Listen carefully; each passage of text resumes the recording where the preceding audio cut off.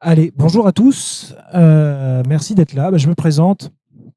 Donc Clément Dampon. En fait, moi, je suis le responsable au niveau de la formation et des écoles Espace S6, responsable de formation, notamment du programme, notamment de la formation Espace.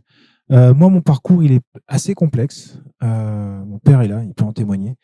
Euh, euh, Et donc, moi là-bas, je suis en formation en biologie. J'ai tourné ensuite dans plusieurs domaines qui sont la biochimie, l'immunologie, développement de vaccins, très dans la recherche jusqu'à 30 ans. J'ai quitté le monde de la recherche pour l'enseignement et aussi l'entrepreneuriat. J'ai créé mes propres boîtes aujourd'hui et je donnais des cours à la fac, à droite, à gauche, etc.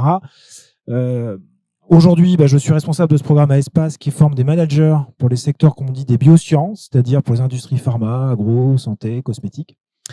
À côté de ça, je dirais la forme maintenant l'école, c'est hobby. Et à côté de ça, j'accompagne des sociétés, je travaille dans des sociétés, notamment dans la santé numérique, qui est un monde moi qui me passionne depuis à peu près 5 ans.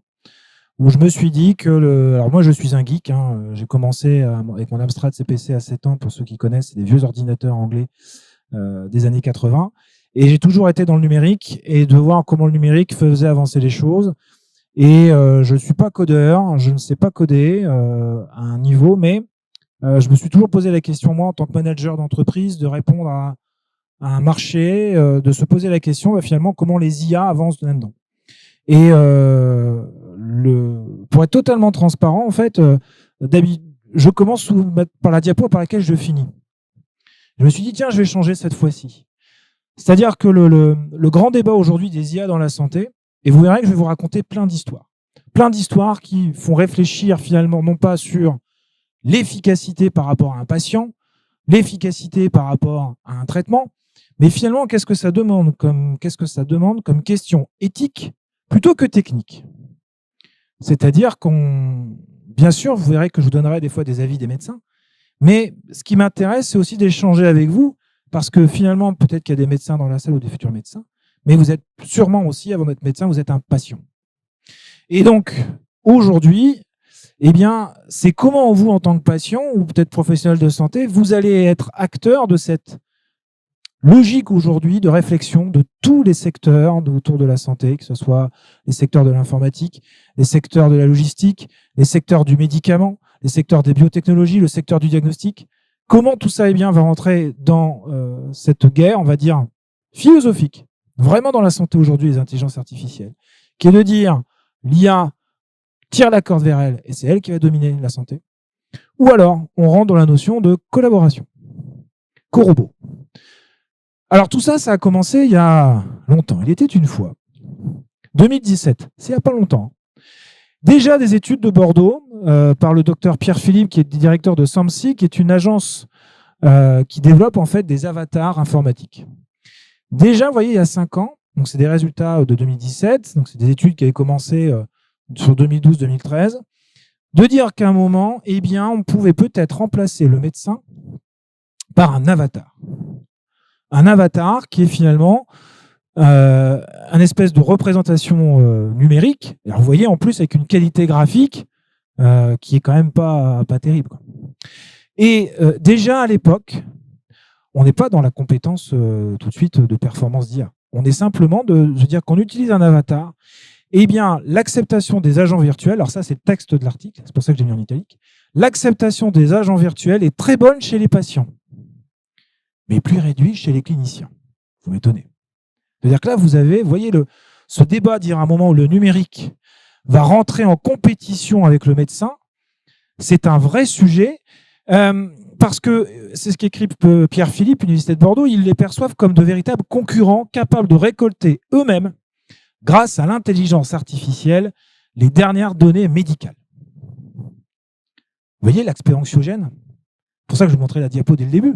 Comment vous, en tant que patient, vous allez vous positionner en sachant déjà que les médecins ne savent pas se positionner?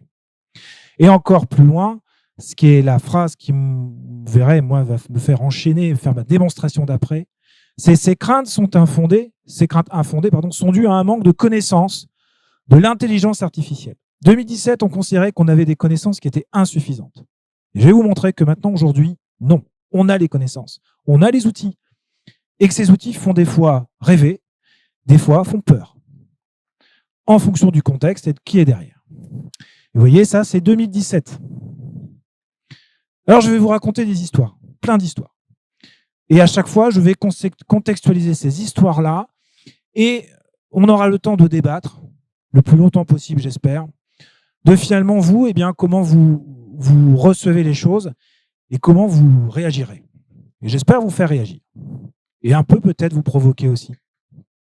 Si vous devez quitter la salle en disant « c'est un imbécile », faites-le, ne vous inquiétez pas. Le premier cas, qui est un cas maintenant d'école en intelligence artificielle et santé, c'est le cas du diagnostic, et notamment grâce à l'imagerie médicale. Vous avez ici votre pauvre médecin interne qui a été formé avec 12 ans d'études dans la reconnaissance d'imagerie médicale pour détecter un cancer chez un patient qui vient de se faire mesurer dans tous les sens par une IRM, imagerie résonance magnétique. Hyper compliqué de voir à un moment de se dire malade ou pas malade. Quel est le risque? Malade. S'il n'est pas malade, au pire, il prend un traitement. Enfin bon, les traitements quand le cancer, rayons, chimio, c'est pas terrible quand même. C'est ce qu'on appelle faire du faux positif. C'est-à-dire de dire que quelqu'un est malade, en fait, qu'il n'est pas malade. Mais surtout, c'est de faire du faux négatif. C'est-à-dire, finalement, dire il n'est pas malade, et en fait, il est vraiment malade. Là, le risque pour le patient est encore plus fort. Et aujourd'hui, les médecins sont formés à ça. Sont formés d'abord à diagnostiquer, en vous écoutant, en vous mesurant biologiquement. Et bien sûr, de plus en plus, les études montrent que cela a des limites. Rapport de 2017 du journal de radiologie de 2017. Alors vous voyez, ça c'est une étude de mammographie. Donc on fait une biopsie au niveau du sein chez les femmes à risque de cancer du sein. On regarde les biopsies, on les colore avec certains types de colorants, on regarde ça au microscope. Et bien là, je vous mets au défi, mesdames et messieurs, de me dire qui est malade et pas malade. De voir une différence. Et aujourd'hui, les gens sont formés à ça. Les médecins sont formés à ça.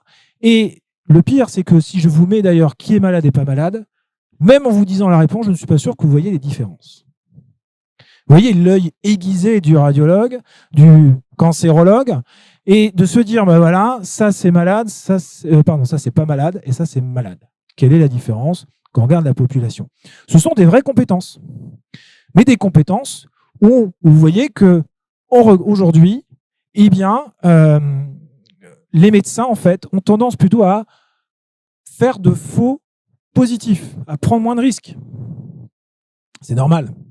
Comme je vous l'ai dit, il y a moins de risques à dire que quelqu'un est malade alors qu'il n'est pas malade. Et on va prendre moins le risque de dire qu'il n'est pas malade alors qu'il est malade. Ça montre quoi? Ça montre que l'homme a ses limites. Et quand arrive la question que l'homme a ses limites, on se dit qu'est-ce qu'on peut trouver comme solution? Alors avant les IA, il y a eu les pigeons.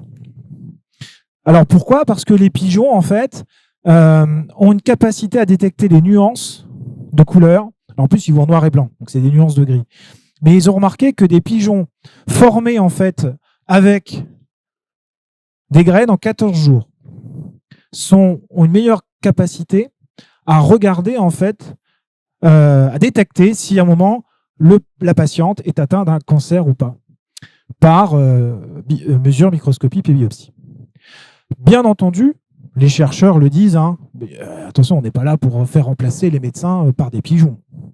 Mais ce que ça a donné comme réflexion, c'est que l'homme a ses limites.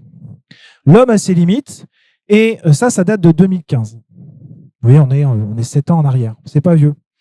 Et bien entendu, je vois pas de business model d'entreprise aujourd'hui qui vont construire des entreprises viables avec des pigeons élevés par des graines. Imaginez, vous êtes patient, on vous dit vous avez été diagnostiqué par un cancer grâce au pigeon Alfred. C'est un peu compliqué. Mais bien entendu, où l'homme a ses limites, on s'est dit mais pourquoi pas aller chercher les IA. Finalement, c'est quoi une image? C'est du numérique. Elle est capable de mesurer numériquement et de capter des données. Et ça, c'est l'intelligence artificielle couplée à ce qu'on appelle, vous verrez, j'en parlerai un peu plus, à une autre technologie qu'on appelle le deep learning. C'est quoi le deep learning? C'est la capacité, tiens, prends ces données-là, apprends. Et fais ton propre algo et deviens aussi efficace que moi. Si ce n'est des fois même plus. Et donc, la première, c'est Chest Next. C'est une IA où des résultats sortis en 2018 sur un entraînement, donc cette fois-ci, on est sur un cancer du poumon, je ne sais plus, oui, c'est poumon, je crois, où on a entraîné en fait une IA avec 112 000 images, 30 805 patients. Donc elle a appris. Elle s'est formée toute seule. Enfin, elle s'est formée avec des informaticiens. Après avoir formé ça, cette intelligence artificielle, on a fait un battle. C'est-à-dire qu'on a mis l'IA, comme aux échecs quand Kasparov a été battu, c'est-à-dire qu'on a mis des humains versus machines. Alors les radiologues, bien sûr, ils sont entraînés plusieurs années. Et sur les 420 images, eh bien, ça y est, les performances de l'IA en 2018 étaient équivalentes. Ça y est, on arrive au même niveau. La différence, elle est quand même de taille. C'est que ce que mettait à peu près 4 heures à analyser un radiologiste, une IA le faisait en 1,5 minutes. C'est-à-dire que là, on est aussi efficace et on va beaucoup, beaucoup, beaucoup plus vite. Et en plus, et c'est ça qui fait peur aux médecins, c'est qu'aujourd'hui, un radiologue qui a 12 ans d'expérience, parce qu'ils avaient pris bien sûr des références en radiologie, ils n'avaient pas pris des étudiants internes sortant de radiologie, et bien, 12 ans d'expérience face à un bébé qui en 2 ans a appris, en lui donnant des images, ben voilà, maintenant diagnostiquement un cancer du sein, et là c'était cancer du poumon, pardon, et bien il y arrive tout autant et beaucoup plus vite. Bien entendu, ça c'était 2018 et 2020 est sortie une étude, cette fois-ci avec une cohorte beaucoup plus importante, qui est donc avec des universités américaines, anglaises, et qui est parue dans un des plus gros journaux de sciences, Nature. Aujourd'hui, vous verrez, je vous montrerai quelques articles scientifiques, Nature, Cell, PNAS, qui est English Journal of Medicine, etc., qui sont des références aujourd'hui dans la littérature scientifique, dans la littérature de la médecine, et qui sont reviewés par les meilleurs médecins scientifiques, qui est bien entendu, vous doutez bien que si je vous montre cette diapo-là, c'est que eh bien, l'IA a appris, et pendant 3 ans, c'est-à-dire qu'ils n'ont pas fait juste un battle rapide, pendant 3 ans, ils ont vérifié que c'était reproduit, c'était en pratique. Et bien entendu, l'IA est arrivée avec de meilleures performances. Ça y est, l'IA est plus rapide et elle est plus performante. Alors, c'est la question qu'on se posera à la fin. C'est finalement aujourd'hui, si votre médecin vous dit bon bah c'est une IA qui a déterminé que vous avez un cancer ou pas, vous faites plutôt confiance à un médecin ou une IA.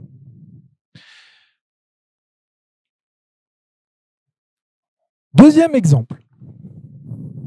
J'espère que je n'ai pas plombé l'ambiance. Deuxième exemple, un peu plus léger, mais vous verrez, on va aller quand même sur des questions graves. Votre téléphone portable, votre smartphone, ce qui vous accompagne tous les jours, qui est dans ma poche, qui est peut-être dans votre poche. Aujourd'hui, un téléphone, vous voyez quelques chiffres, c'est 2/3 de la population mondiale. On estime à peu près 5,19 milliards d'utilisateurs. On sait qu'aujourd'hui, vous utilisez Internet avec votre téléphone en moyenne. C'est une moyenne, 3h22 par jour pour Internet, streaming, vos mails, etc. En France, on est plutôt bon élève. Si on considère que trop d'Internet n'est pas bon pour la santé sur votre téléphone, à peu près 2 heures par jour. Votre téléphone, vous mangez avec, vous dormez avec. On appelle de doudou d'ailleurs, on dit le doudouphone, je ne sais pas si vous connaissez ça, c'est votre réveil du matin. Maintenant, vous n'avez plus de réveil que vous branchez, vous réveillez avec la radio. Non, vous réveillez avec votre téléphone. C'est votre téléphone qui règle votre rythme de vie aujourd'hui. Vous marchez avec, référence aux Beatles, pour ceux qui connaissent. Et le truc le plus incroyable, c'est que vous vivez même des fois la vraie vie, enfin le moment présent à travers. Là, c'est cet exemple de concert, c'est que vous voyez à chaque fois des gens qui filment, qui prennent en photo, au lieu et d'inscrire le souvenir plutôt dans leur poche, plutôt dans leur tête. On est devenu aujourd'hui complètement accro à ces trucs-là. Et ça, je suis pas là pour en discuter. Et alors, bien sûr, de temps en temps, on téléphone avec. Pas tout le temps. Hein. Je pense que si on fait le ratio, combien de temps je passe au téléphone, de combien de temps je regarde les photos Instagram ou les histoires sur Twitter et tout ça, c'est plus important. Et bien entendu, avec des centaines de milliers d'applications qui naviguent sur votre téléphone. Et alors, si on prend le cas de la santé, c'est 20 000 applications santé aujourd'hui sur Android, peut-être 30 000 sur l'Apple Store. 30 000 applications qui se disent eh bien, je vais vous donner une information de santé ou peut-être vous aider à vous aider à mieux courir, vous aider à mieux manger, vous aider à quoi d'autre, à mieux respirer, à plein de choses. Et aujourd'hui, toujours dans cette relation d'un outil qui vient venir finalement à la place, prendre la place d'un médecin, d'un aide-soignant, d'un infirmier, d'un kiné aussi. Il y a aujourd'hui des applications qui sont fabriquées par des kinés, ça s'appelle Running Care, c'est une société, j'ai pas mis la diapo là, mais c'est une société à santé, où c'est des kinés qui donnent des cours de coaching par application pour prévenir les blessures des runners. Vous avez des applications qui vous prenez une photo de votre repas, vous avez dessus le nombre de calories et qui vous dit attention, un peu trop de graisse. Ou attention, il manque du magnésium, va manger des noix. Donc vous avez quand même des fois un conseil nutritionniste dans votre poche, avec abonnement gratuit, etc. Bon. Et donc, c'est tiré d'un article de 2020 d'une étude un peu des médecins, comment ils ressentaient ces applications santé qui finalement les mettaient face à des utilisateurs qui font des fois plus confiance à leur application qu'à leur médecin.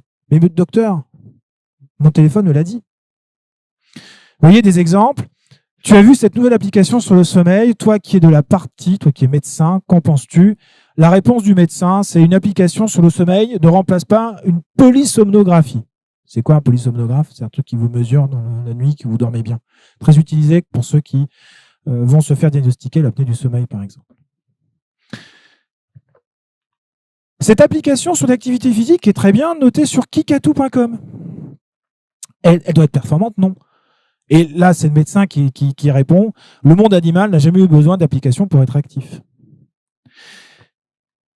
Un dernier exemple. Docteur, ma fille utilise comme outil de contraception une application pour suivre son cycle menstruel. C'est fiable. Une application de suivi des cycles menstruels ne remplacera pas une contraception efficace. On est aujourd'hui dans un dilemme, des médecins qui se disent face à des outils numériques qu'ils ne maîtrisent pas, qu'ils ne contrôlent pas, comment en fait ils peuvent se positionner là-dessus. Il y a eu des études très sérieuses, en Chine notamment, qui ont été voir l'aspect de la dépression postpartum. Alors, pour ceux qui ne savent pas ce que c'est que la dépression postpartum, ou ceux qui ne la connaissent pas encore, c'est le moment en fait de dépression qu'ont des fois les parents, surtout les mères, après la naissance de l'enfant. Et bien entendu, sur le marché chinois, ça paraît tellement évident, il y a plus de 246 applications référencées qui répondent en fait à un accompagnement de la femme après la naissance de l'enfant, sur des conseils, des forums, du diagnostic aussi avec des questionnaires, et en fonction du questionnaire, donner tel ou tel type de pratique. C'est prendre la place finalement d'un médecin généraliste, d'un psychologue. Et c'est 246 applications. Ça veut dire qu'aujourd'hui déjà, quand vous êtes chinoise, qui va chercher l'application sur l'Apple Store ou l'Android, là, elle a le choix à 246 applications. Quel est son critère de sélection aujourd'hui pour détecter ça? Quelle est la bonne, la mauvaise application? Déjà ça, c'est compliqué. Et donc, bien sûr, les algorithmes, c'est des IA derrière qui vont mesurer en fait les questionnaires des dames, qui vont mesurer leur parcours, etc. et faire des réponses automatisées. Ah oui, si c'est automatisé, ça coûte moins cher.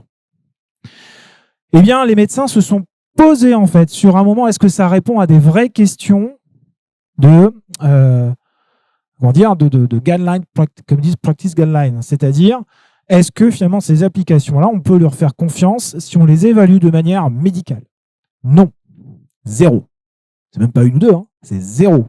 C'est-à-dire qu'aujourd'hui, les applications qui utilisent des algorithmes, des IA qui sont dites pour vous aider en santé, eh bien là, les gens disent, je l'ai mis en anglais, nouvelles applications doivent être développées et chaque application qui existe doit être révisée. Alors, vous voyez, je vous ai mis deux choses différentes entre des gens qui font des études sur les IA en santé, ce qu'on a vu avant avec le cancer, très sérieuse, qui montre d'efficacité, et finalement l'application qu'on trouve dans son téléphone, développée un peu dans un garage, bah là, quand on creuse un peu, on dit, en fait, c'est pas terrible. Bon. Mais aujourd'hui, il faut être clair aussi que ces smartphones sont aussi de vrais potentiels de données de santé et d'applications. C'est ce que je vais essayer de vous montrer. Bien sûr, vous connaissez ces histoires de montres qui vous mesurent au niveau cardiaque tous les jours, qui vous mesurent aussi sur votre température, sur votre marche, sur votre santé. Et bien entendu, le téléphone peut être un outil qui se rapproche du vivant. Et surtout, il peut être modélisé avec beaucoup de données qui peuvent être réfléchies pour rentrer dans un parcours de soins de patients. Et ça, c'est notamment des choses qui sont réfléchies très sérieusement. Très sérieusement, de se dire comment, quelque chose qui va être, vous voyez, mHealth, on parle de mobile health, alors le terme e-health, e-santé, c'est-à-dire vraiment de la santé numérique. Et il y a vraiment une sous-matière maintenant aujourd'hui qui est la santé mobile. Mais pas mobilité, c'est mobile, votre téléphone. Comment ça, en fait, peut rentrer dans un processus patient avec des systèmes d'intelligence artificielle qui peuvent aider à la prédiction et notamment à la télémédecine. C'est passionnant, moi, c'est un univers qui me passionne. Alors, vous voyez, ça, c'est notamment, pareil, un modèle d'octobre 2020, donc ça, il y a 2 ans, mais finalement, un outil qui permet de faire du à domicile, a besoin, c'est ce que dit le modèle de Qureshi, c'est-à-dire que, bien entendu, vous devez avoir les soignants qui doivent être autour de la construction de cette application. C'est-à-dire qu'une application ne doit pas servir à isoler un patient du système hospitalier, mais plutôt le connecter au système hospitalier. Et ça, vous verrez, c'est des valeurs que les médecins essayent de plus en plus de mettre en avant pour pas que les industries se fassent n'importe quoi.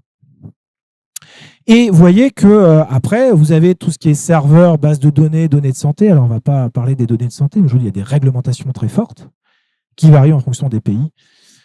Ça, c'est évident. Et puis après, vous collectez ces données-là et vous voyez bien, vous êtes dans... J'aime beaucoup cette image. En fait, l'IA est représentée par quelque chose qui symbolise vraiment l'aspect prédiction. Un côté un peu Madame Irma qui vous prédit l'avenir. Et à partir de là, on est dans la notion de collecte de données, d'algorithmes, d'IA et qui vont aider le patient à collaborer avec le service hospitalier.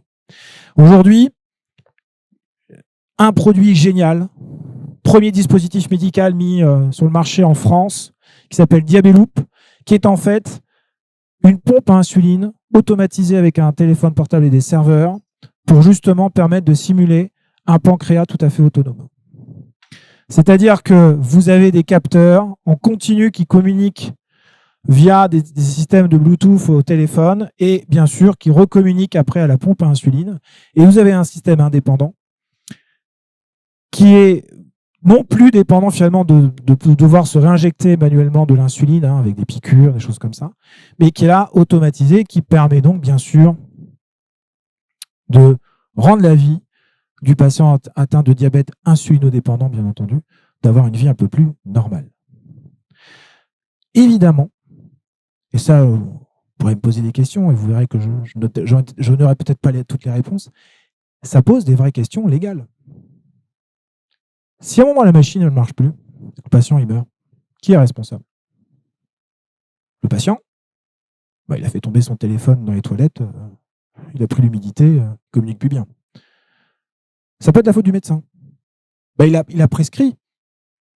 Et comme il a prescrit, c'est-à-dire qu'il a sélectionné le patient adéquat à la solution. C'est peut-être l'entreprise. Ses serveurs ont brûlé. Ils sont chez OVH. Pas de bol. Ça, c'est un petit pic. Parce que j'ai eu des serveurs qui ont cramé chez OVH. Mais c'était il y a 2 ans. Et donc, ça pose, vous voyez, des questions technologiques. Évident, on dit c'est génial, c'est l'autonomie. Mais vous voyez les tics qu'il y a derrière et la place, en fait, du patient et du médecin là-dedans. On peut encore aller plus loin sur le téléphone et rendre le système même autonome dans votre vie.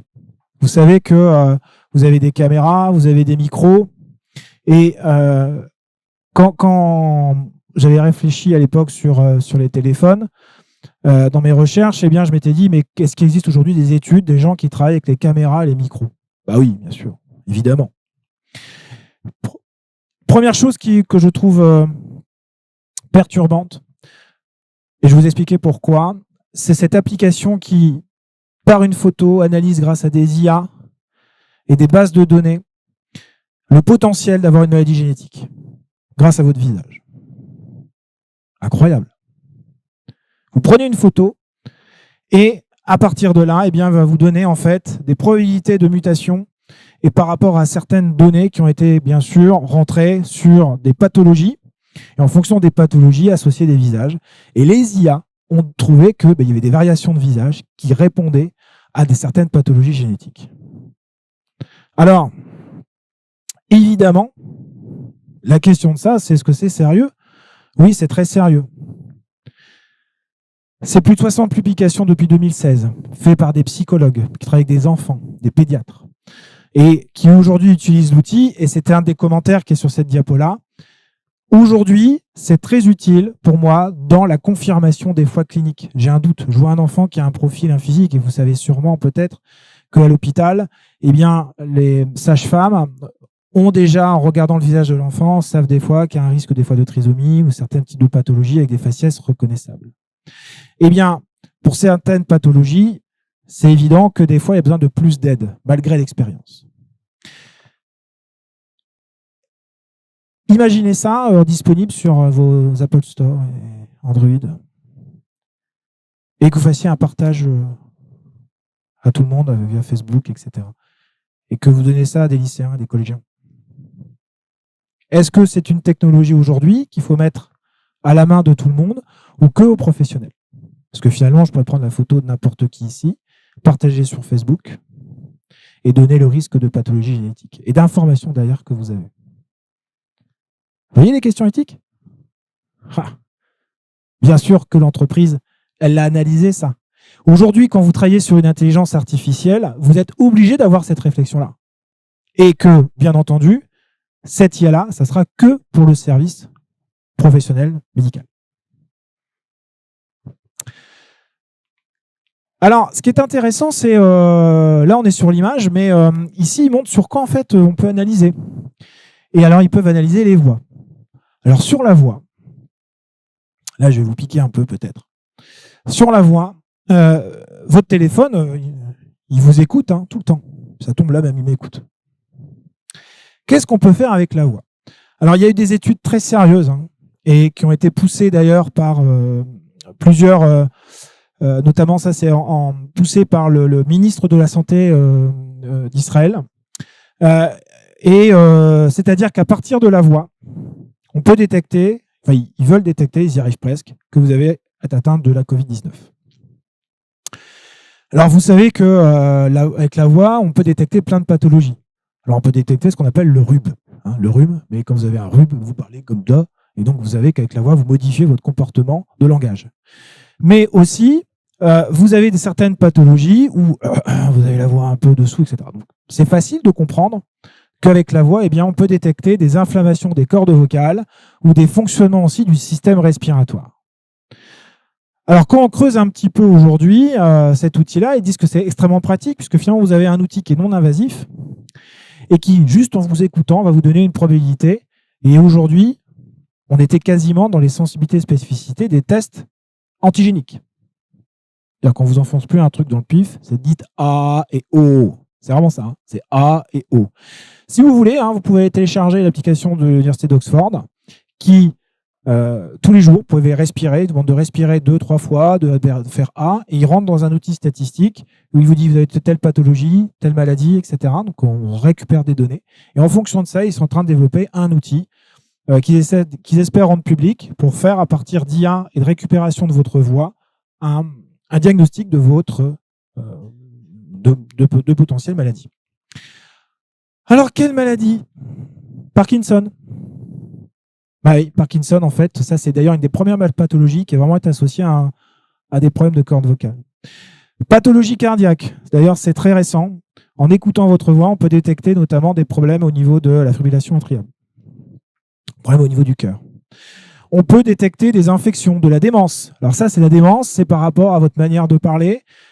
Aussi des problèmes cardiaques sur ceux qui font des AVC. Aujourd'hui, ils travaillent beaucoup sur les AVC, parce que vous savez que sur les AVC, il peut y avoir des fois des comportements de langage qui sont variés par asthénie au niveau facial, c'est-à-dire que vous perdez au niveau musculaire. Vous avez aussi beaucoup de maladies respiratoires. Et ça, aujourd'hui, ce sont des systèmes qui pensent automatiser pour vos téléphones portables. C'est-à-dire votre téléphone, en vous écoutant, pourra sûrement vous dire très bientôt si vous êtes malade, grâce à votre voix. Et là, c'est ça que je fais là. La question, c'est que est-ce que vous activeriez, vous, cette notification? Est-ce que vous installerez, vous, l'application aujourd'hui qui peut-être vous dira que vous avez un cancer? Imaginez, vous êtes dans votre voiture. Je fais Siri, s'il te plaît, est-ce que tu peux me trouver une boulangerie? Et il dit oui. Je t'ai trouvé la boulangerie. Par contre, je t'ai mis un rendez-vous dans ton agenda avec un pneumologue qui est pas loin. Fusionnez en fait l'application avec votre agenda. Et il peut se connecter à Doctolib en même temps pour vous prendre un rendez-vous. Vous voyez toutes les possibilités. Encore une fois, c'est ce que je vous dis dès le début. Posez-vous la question, vous en tant que patient. La technique est là. La technologie sera là. Mais après, c'est où on va amener. Troisième chose où je voulais vous amener à réfléchir, et j'espère que je ne serai plus qu'à la fin qu'animateur de discussion entre vous, c'est sur la recherche. Finalement, aujourd'hui, la recherche, c'est vraiment aujourd'hui comment l'IA peut aider à trouver des solutions en santé. Là, vous avez vu le diagnostic. Surtout le diagnostic, la mesure, la compréhension du corps pour un choix médical. Alors, sachez que aujourd'hui, les IA, en fait, ont déjà été utilisées dans ce qu'on appelle du repositionnement de médicaments. Alors, je ne sais pas si vous savez ce que c'est que le repositionnement de médicaments.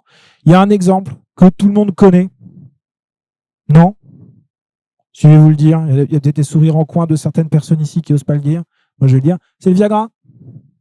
Le Viagra, au début, était une molécule qui était faite pour des problèmes au niveau circulation, cœur, etc. Ils ont remarqué qu'un des effets secondaires, bien sûr, c'est de provoquer l'érection chez l'homme, et que les effets bénéfiques de médicaments pour les problèmes cardiaques n'étaient pas assez bons, mais on a relancé le marché pour les problèmes d'érection.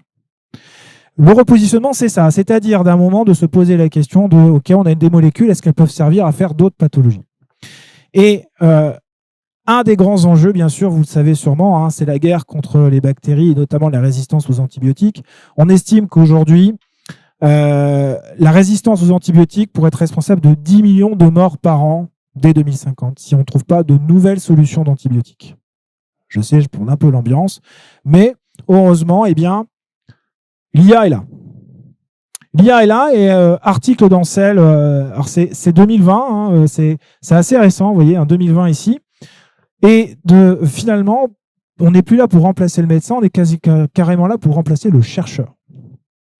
Le chercheur, qu'est-ce qu'il a fait? Eh bien, il a utilisé une IA pour remplacer ce qu'il fait en laboratoire. Aujourd'hui, quand on crible des antibiotiques, on fait ça, ce qu'on appelle in vitro. Alors, qu'est-ce que l'on fait? On prend plein de molécules et on les teste sur plein de bactéries.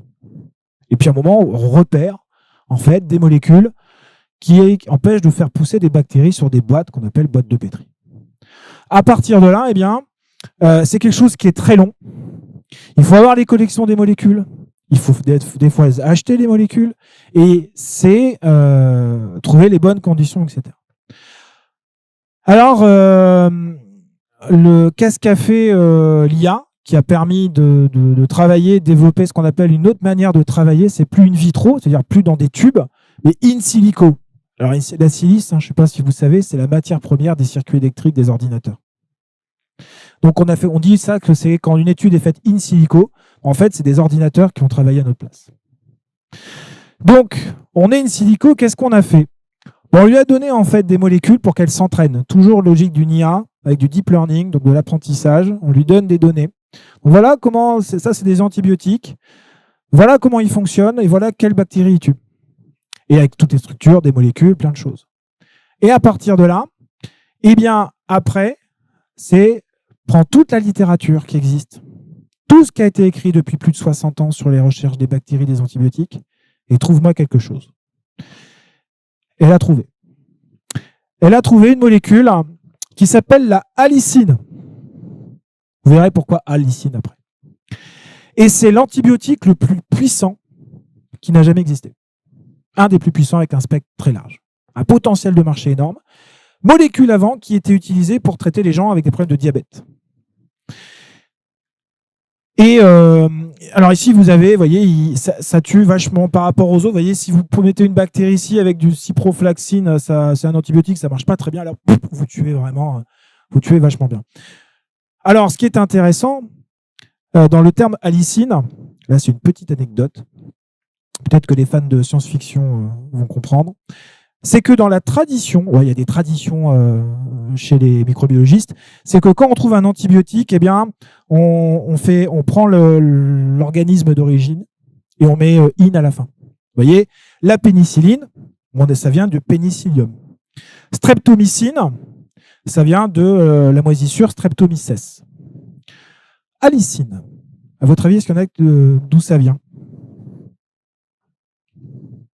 Exactement. Ça vient d'un ordinateur psychotique. Je vous rappelle, c'est un ordinateur psychotique qui pète un câble et qui veut détruire l'humanité. Et le jeu de mots à l'époque, je ne sais pas si vous le savez, c'était si vous descendez à chaque fois, vous allez sur la lettre d'après, en fait, AL, c'est IBM, une lettre en moins. Je ne l'ai pas mis là, mais Stanley Kubrick, que beaucoup sûrement connaissent ici, a fait ce film de SF, a travaillé avec IBM. Et IBM a écrit une lettre à l'époque en disant « Je me décharge toute responsabilité par rapport à cet ordinateur qui a essayé de tuer le monde ». Mais ce que ça traduisait déjà à l'époque, c'était les années 60, c'est toute la peur qu'engendraient les IA aujourd'hui.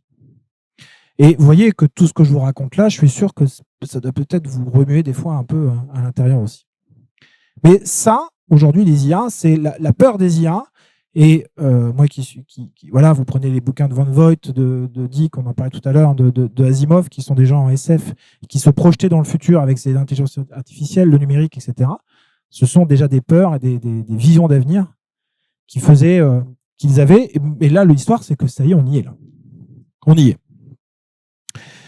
Alors, bien sûr, aujourd'hui, l'intelligence artificielle et le repositionnement de médicaments, eh bien, vous doutez bien que c'était des enjeux très forts et que les États, l'Europe, les États-Unis ont financé beaucoup d'entreprises, notamment entreprises bénévolentes et Exscientia, qui ont aujourd'hui développé des outils qui permettent de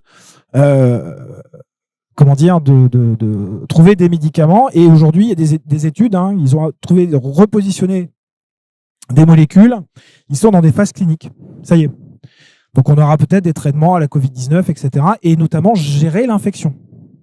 C'est-à-dire que là, en fait, vous voyez, l'IA, il est vraiment un outil pour le chercheur. C'est-à-dire qu'il lui donne les données, il a le problème de santé, et il va venir, donc on est dans la collaboration. Alors, la limite de ça, c'est qu'en fait, elles font du repositionnement. C'est-à-dire, je prends ce qui existe déjà, et je vois si je peux servir à autre chose. Une autre histoire, en fait, que je voulais vous montrer, qui est passionnante. Et vous verrez qu'on va parler de jeux de société aussi. C'est qu'à un moment, les chercheurs, eh bien, depuis plus de 30 ans, se sont mis un défi pour comprendre le vivant et trouver des traitements, qui est notamment l'histoire du repliement des protéines. Alors, c'est très compliqué. C'est très compliqué de se dire que comment une molécule, alors ça c'est une molécule, qu'une molécule est fabriquée par nos cellules et que pour la rendre fonctionnelle, il faut la plier comme il faut. C'est de l'origami de précision. Vous imaginez pas. Replier une protéine pour qu'elle soit super bien fonctionnelle, ça demande des transformations chimiques très complexes, etc. Et aujourd'hui, ça on sait le faire, c'est-à-dire qu'on prend votre ADN, et on peut voir les séquences des protéines. Mais par contre, imaginez comment elles vont avoir une structure tridimensionnelle. C'est d'une complexité. On a des outils, mais qui coûtent très cher. Et c'est long. 1 an à 2 ans pour trouver ça. Par des techniques qu'on dit de résonance magnétique nucléaire, etc. C'est de la physique. J'y comprends pas trop grand truc.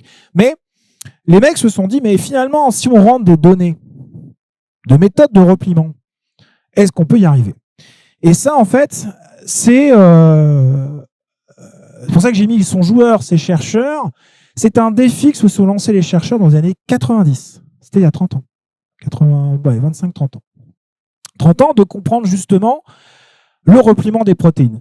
Alors, le repliement des protéines, c'est comprendre finalement cette espèce de fil qui était avant et comment il s'organise en 3 dimensions. Mais c'est aussi comprendre son rôle dans le vivant. Si on comprend son rôle de la 3D, on peut comprendre son rôle dans le vivant avec toutes les bases de données et potentiellement détecter cette protéine-là peut être associée, si la protéine décode ou n'est pas là, peut-être que c'est associé à une pathologie, une maladie. Aujourd'hui, la meilleure compréhension de certaines molécules comme la myosine, qui sont des molécules qui permettent la contraction musculaire, c'est fait grâce à l'étude de pathologies comme la myopathique Duchenne. Si aujourd'hui on comprend très bien des enjeux de protéines et comment elles sont structurées, c'est parce qu'avant il y a eu des pathologies. Chercher une protéine qui n'est pas associée à des pathologies, des fois, c'est plus long à avoir les informations parce que ce n'est pas une cible thérapeutique. Donc c'est un rôle très important parce que si vous trouvez son rôle dans une pathologie, potentiellement c'est une cible thérapeutique. Vous voyez, elle est logique. Voilà. Et bien entendu, si vous avez une cible thérapeutique, peut-être qu'on peut simuler in silico avec ce qu'on a vu avant, des médicaments. Et derrière ça, bien entendu, et ça vous verrez que je vais aller très très loin là-dessus, et vous verrez pourquoi je vais très loin là-dessus, c'est-à-dire qu'on peut avoir une offre personnalisée. Et vous verrez que si on mesure on peut récupérer votre séquence d'ADN, vous savez que maintenant, je pense que tout le monde le sait, on peut récupérer votre séquence d'ADN qui est votre matière, votre bibliothèque. Et à partir de ça, c'est très facile d'avoir votre séquence de protéines. Et le défi, c'est d'avoir la structure tridimensionnelle. Alors, ils étaient des chercheurs, ça a commencé en 1994, et ils ont des sessions tous les 2 ans. Et ils s'amusent avec des ordinateurs. Ils prennent des séquences de protéines, ils essaient de trouver des structures tridimensionnelles, faire de la prévision, deviner, etc. Ils se sont dit, bon, ok, le créateur de la CASP, vous voyez, c'est 2006, c'était la 7, il s'est peut-être dit, bon, en fait, le problème, c'est que je serais peut-être mort avant qu'on y arrive. Heureusement, alors c'est pas Zoro, c'est AlphaFold, AlphaGo. Alors, avant de comprendre pourquoi on va parler de protéines et d'intelligence artificielle, on va parler de Go. Qui connaît le Go? L'échec japonais. L'échec japonais, en fait, alors vous avez peut-être déjà vu, c'est ce jeu-là, qui consiste à entourer des points blancs, ou si vous êtes les noirs, vous devez entourer les points et vous récupérez des pièces. C'est un jeu qui est tellement complexe, il y a plus de possibilités qu'aux échecs. Et il faut savoir que d'ailleurs, l'intelligence artificielle a battu Kasparov aux échecs 10 ans avant le champion japonais en 2016, 2013, je ne sais plus. 2016, oui, 2016, en mars 2016. Alors vous voyez, au Japon, il y a eu un combat intelligence artificielle qui s'appelait DeepMind, qui s'appelle d'ailleurs toujours DeepMind. Et ils avaient appelé cette IA à l'époque AlphaGo. Et vous voyez ici, dans la rue, vous avez ici carrément les publicités des gens qui... C'est comme si nous, on avait des publicités de matchs de foot. Là, c'est des matchs de Go, comme le champion de Go japonais. C'est une idole au Japon. Il y a une vidéo YouTube qui raconte ça. C'est génial. Allez la voir, c'est très drôle. Je la conseille à tout le monde. De voir un combat de Japonais fans de Go contre une intelligence artificielle américaine. Et les matchs étaient retransmis en direct. Et bien entendu, le gars s'est fait éclater. Je crois que c'est 10-1 ou 10-0. Enfin, il s'est fait éclater par une intelligence artificielle. Et les mecs, en fait, ils se sont appelés AlphaGo et ils se sont dit après, tiens, à quoi on peut jouer? On a battu les mecs de Go au Japon, là, qui étaient imbattables, etc. Avec qui on peut jouer? Ils se sont dit, tiens, on va jouer avec des chercheurs. Des mecs qui ont travaillé sur une IA. Alors, vous verrez que j'embellis un peu les choses. Mais au bout de 3 mois, la première fois, au bout de 3 mois, ils sont arrivés, ils disent, on peut jouer? Allez-y, avec votre joueur de Go, là, avec leur intelligence artificielle. Ils ont éclaté des mecs qui bossaient depuis 20 ans dessus. Ils ont créé des outils deep learning et d'IA qui ont battu tous ces chercheurs pour comprendre comment les protéines faisaient leur structure 3D. Et le truc le plus incroyable, c'est que, alors, ils disaient, le score, il fallait arriver à 90. Donc, vous voyez, eux, ils étaient à 40, 50. Et AlphaFold, donc ceux qui étaient avant AlphaGo, hein, qui venaient de battre des Japonais. Donc vous voyez, c'était 2018, 2016, on a tué les Japonais, enfin, on peut jouer, ils ont mis 2 ans, bouffe, ils ont déjà éclaté tout le monde. Et il faut savoir que 2 ans après, ils sont arrivés à 92. Voilà, pouf, voilà, tout le monde était tapis. Et il faut savoir que là, ça y est, depuis juillet dernier, donc c'est il y a 3 mois, 3-4 mois, eh bien, ils ont dit, on est meilleur avec notre intelligence artificielle que n'importe quel chercheur en chimie physique qui fait de la structure 3D très complexe et qui bosse 1 an dessus. Nous, on le fait en 30 secondes. Ok. D'accord, donc les mecs, les chercheurs, ça faisait 25 ans qu'ils bossaient dessus. Ils se payaient des projets européens, c'était sympa. Ils se faisaient des apéros entre eux, puis entre temps, ils faisaient des IA. Un mec a dit, ça y est, je me suis amusé avec Lego, j'ai été détruire. Eh bien, les chercheurs, alors, bien entendu, moi, ce qui me fait réfléchir, c'est que c'est ce que je mets en rouge là, c'est que si vous partez de la séquence d'ADN, vous pouvez avoir la séquence des protéines. Pour la séquence des protéines, vous pouvez maintenant faire de l'estimation tridimensionnelle et à partir de là, trouver potentiellement des médicaments personnalisés à chacun d'entre vous.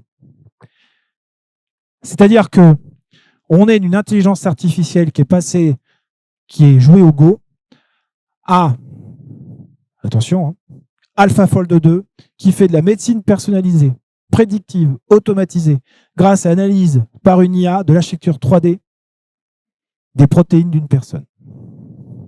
Qui pourrait être derrière ça? Alors, je ne sais pas si ça se voit là, mais vous avez un correspondant avec son adresse, c'est le premier auteur. Il est marqué son nom, son prénom, il est marqué gmail.com. Alors, je suis un peu universitaire, je ne sais pas si...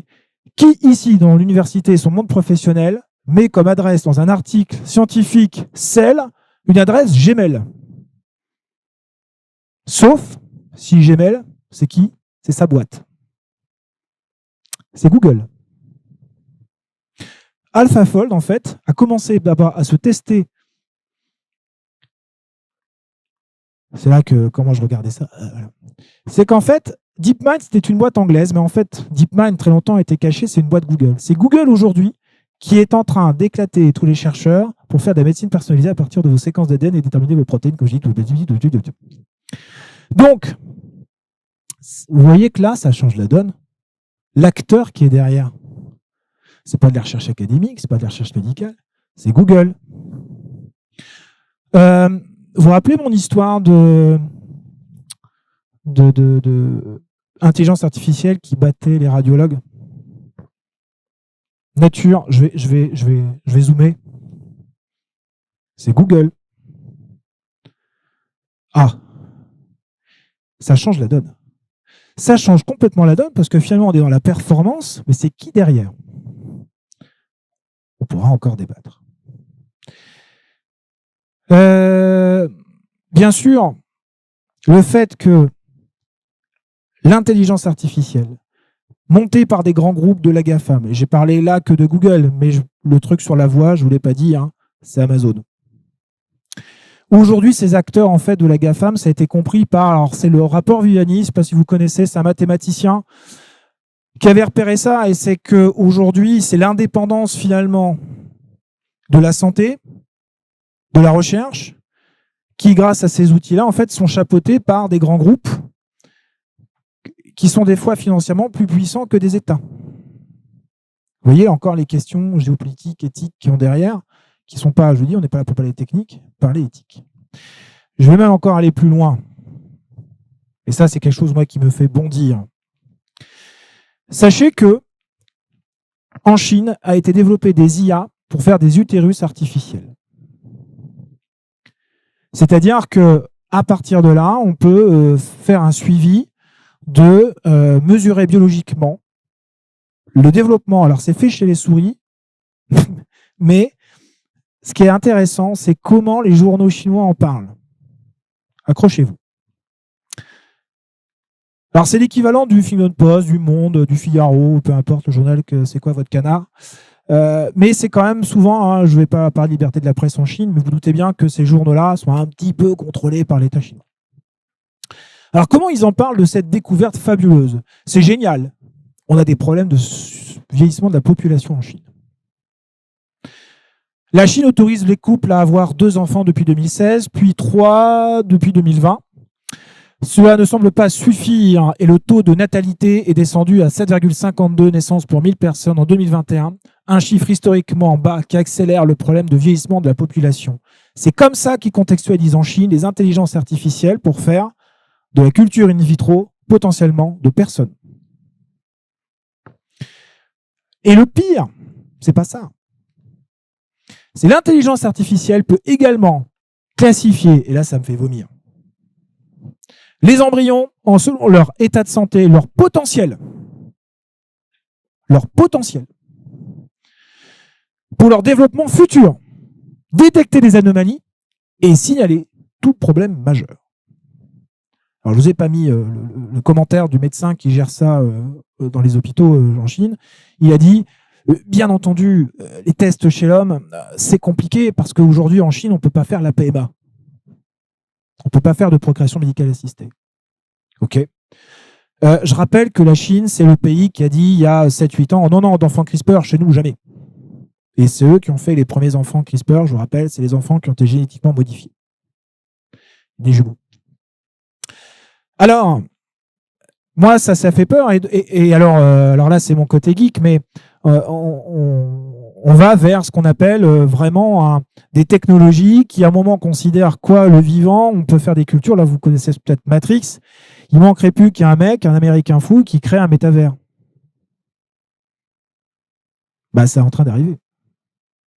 C'est-à-dire que technologiquement, on peut tout imaginer aujourd'hui. Entre le vivant, le virtuel, l'intelligence artificielle, compter, c'est incroyable. Vous voyez que là, oui, aujourd'hui, c'est pas possible. Mais quand on met tout bout à bout, on y va. Techniquement, on y va. Alors, je ne sais pas s'il faut rentrer en résistance. Bon, on va conclure. Prenons les paris. Prenons les paris de dire à un moment, eh bien, est-ce que finalement le combat de la machine, on va qui va le gagner, qui va le perdre, qui va dominer ça? C'est quoi? Les politiques, les entreprises, c'est les grands groupes? Est-ce qu'on va arriver sur, eh bien, vous voyez ici, le robot empathie. Vous voyez, moi j'ai commencé avec ça, l'empathie du robot qui est meilleur du médecin, mais il peut servir l'empathie du robot, donner une soupe, un petit bonbon pour que le gamin se fasse vacciner par mon gentil médecin qui est adepte à la technologie. Parce que, bien entendu, ça passe évidemment aujourd'hui, l'humanisation de l'IA passe par l'adhésion des médecins à ça. C'est évident. Et je peux vous le dire, moi je travaille beaucoup avec ces gens-là.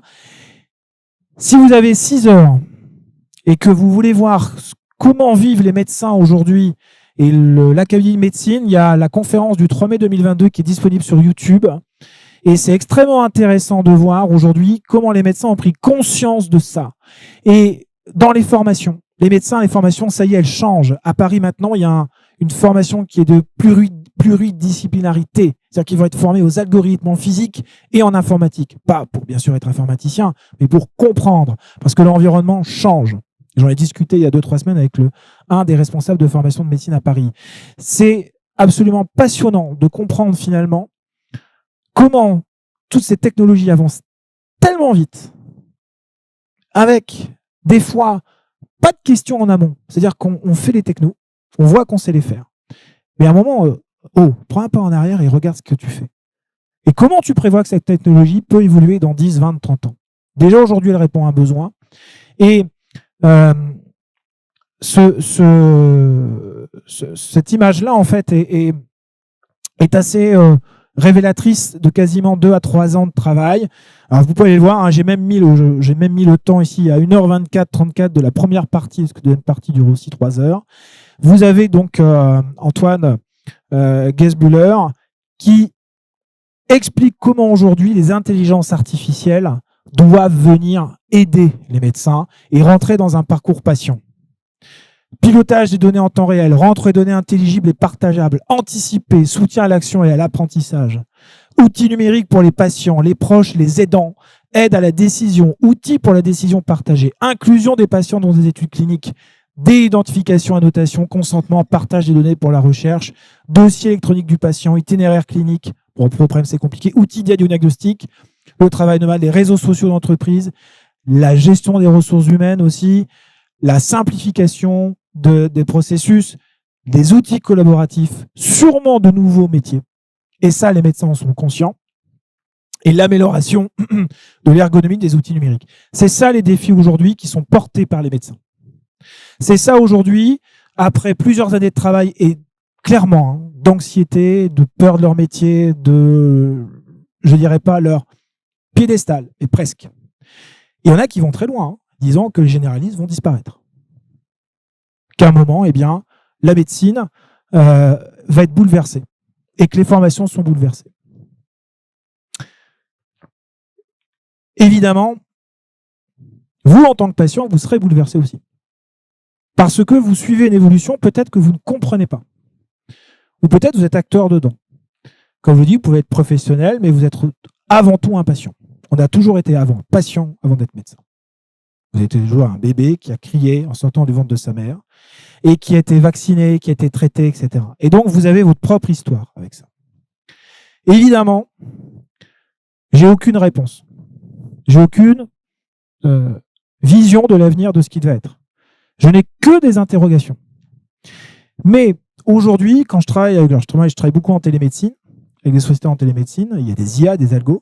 Quand je discute avec ces gens-là, c'est que si vous respectez le secteur de la santé, il vous respectera. Et aujourd'hui, si moi j'ai un avis à donner, c'est que les intelligences artificielles ne me font pas peur. C'est qui est derrière l'intelligence artificielle. Si vous avez une IA qui permet de suivre quelqu'un pour pouvoir d'éviter un accident cardiaque, génial. Par contre, si vous avez une IA qui fait pousser des humains pour gérer de la population et qui fait de l'eugénisme, je ne suis pas fan. Même pas du tout. Voilà. Merci pour votre écoute.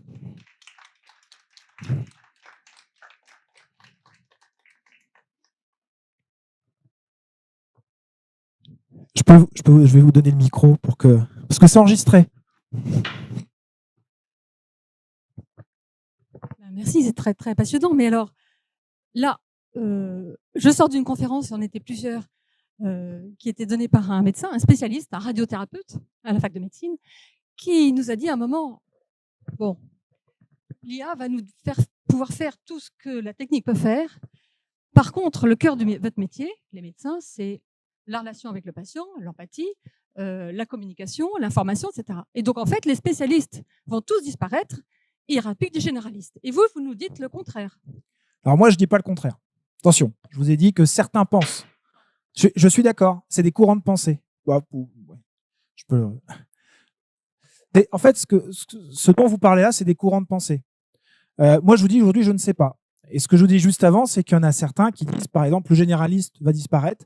Il y a une application qui existe qui s'appelle ADA, que vous pouvez télécharger tout de suite, si vous voulez, et tester, qui fait l'anamnèse. Aujourd'hui, un généraliste, qu'est-ce qu'il fait? Il fait l'anamnèse, c'est-à-dire qu'il vous écoute, il fait l'algorithme dans sa tête par rapport à ce que vous voyez. Et clairement, quand on discute avec certains généralistes, l'attention, la prise de pulsation et tout ça ne sert à rien. Ce que fait Doctolib aujourd'hui avec des visioconférences, vous ne faites plus ça. Et donc, il dit à un moment, ces personnes-là pensent, oui, des fois, le généraliste ne sert à rien parce qu'on va pouvoir automatiser avec des vidéos, des questionnaires, etc. On en est là.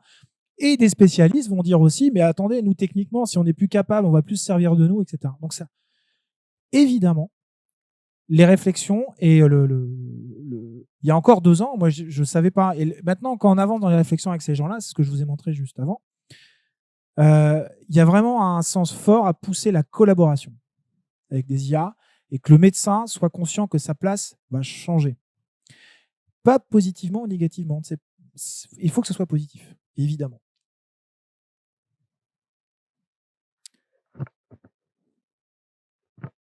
Okay. Merci pour votre présentation. De rien. Je voudrais rebondir sur l'aspect empathie que la femme a mentionné. On l'a bien vu, l'IA, c'est un outil très, très efficace dans le domaine de la médecine.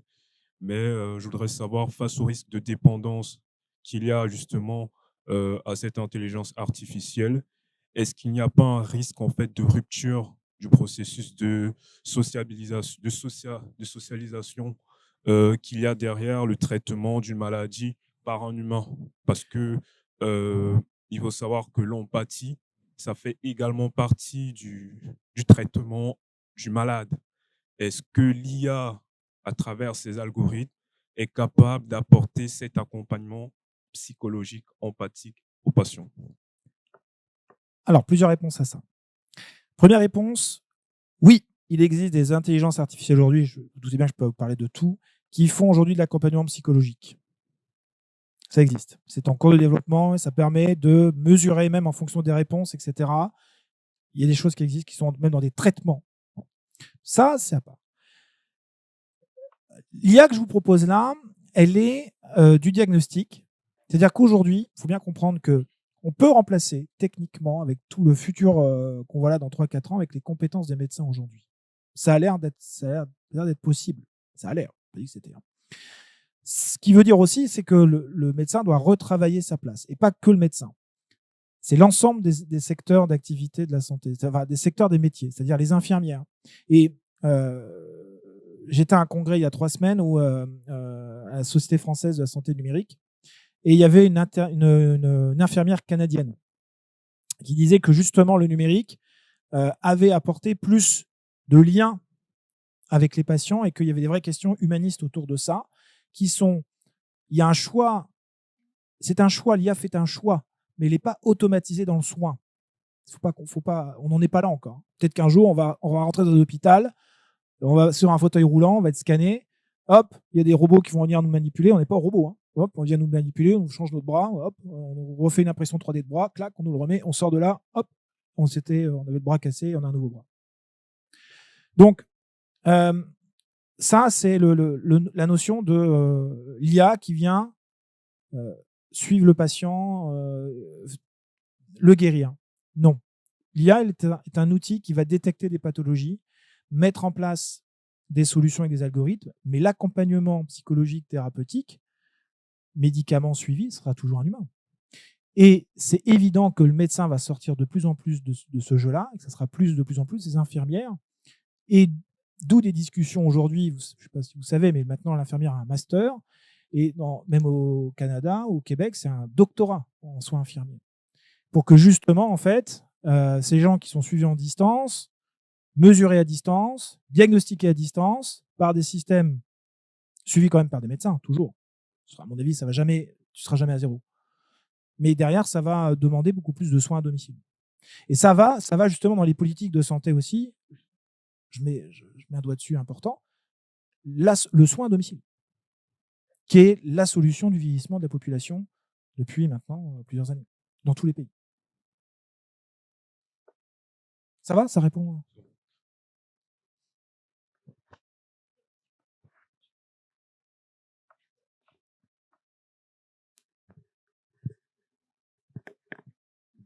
Allô? Oui. Allô? Oui. Merci pour cette conférence très intéressante. Juste un tout petit commentaire. Vous disiez que l'important était dans la collaboration. Le chef du projet de IBM qui a gagné aux échecs il y a 20 ans, en 97, quand on lui a demandé sa conclusion de toute cette affaire, c'était qu'il a dit l'avenir est dans la collaboration IA et AI humain. Mais ma question, c'était pas ça. C'était, comme j'habite en Angleterre, j'ai un peu suivi l'histoire de DeepMind. Et je fais un cours sur le futur, je présente l'histoire du Go à mes étudiants comme exemple de la puissance de l'AI. J'avais aucune idée du AlphaFold. Oui, c'est la suite. Donc je vais parler de ça maintenant. Et ma question, c'était quel est leur profit à DeepMind après le AlphaFold? Est-ce qu'il y a un truc encore un peu plus insoluble sur lequel ils sont? Alors, à mon avis, là, ça y est, ils vont rester dans le vivant. C'est juillet, hein, donc à mon avis, c'était en juillet le dernier. Là. Le dernier résultat, c'était juillet.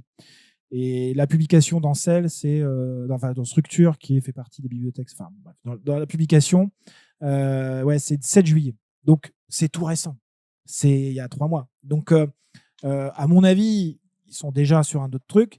Mais surtout, les choses que je pressens avec des choses un peu d'insider, etc., c'est qu'ils veulent aller plus loin maintenant dans la compréhension de 3D des protéines, c'est la thérapie. Je vous ai mesuré. Maintenant, comment je peux vous soigner? Et c'est là que c'est le futur de la médecine personnalisée. Et c'est pour ça qu'en fait, on est dans Google. Pourquoi? Parce qu'on est dans l'étude de vos besoins. Je vous rappelle, hein, Google, c'est l'étude de vos besoins par vos recherches et votre activité Internet, de recherche, etc. Et donc, à partir de là, si à un moment, on arrive à détecter vos besoins actuels en termes de médicaments qu'on vous fait personnaliser, ça reste dans les valeurs de l'entreprise, mais aussi ce qu'on appelle la médecine prédictive. C'est-à-dire qu'on peut aussi prévoir votre vieillissement. Et vous savez que, alors là, c'est avec l'ADN, mais peut-être aussi sûrement avec les protéines, c'est vous dire quels sont vos risques de pathologie de demain, d'après-demain, et dans une semaine, un mois, etc. Et donc, à mon avis, s'ils sont allés là-dessus, c'est pour ça. C'est pour se faire des bases de données biologiques, comprendre le vivant et faire de la thérapie. Je vois pas d'autre objectif. Autant le Go, c'était pour jouer, autant là, à mon avis, ils jouent plus. Juste, est-ce qu'ils ont un concurrent sur le marché qui est à leur niveau? Parce que j'ai pas l'impression. Je pense pas. Alors, indirectement, peut-être la Chine. Pourquoi je dis ça? Parce que faut savoir qu'il y a des timings de publication de Google qui sont assez intéressants. Dès novembre 2019, ordinateur quantique. Ça y est, ce qu'on fait comme calcul en 100 000 ans, on le fait en 2 minutes. Incroyable. On va pouvoir faire des cerveaux, du deep learning beaucoup plus rapide, beaucoup plus efficace, apprendre plus vite, développer des algorithmes encore plus vite en auto-apprentissage. Génial.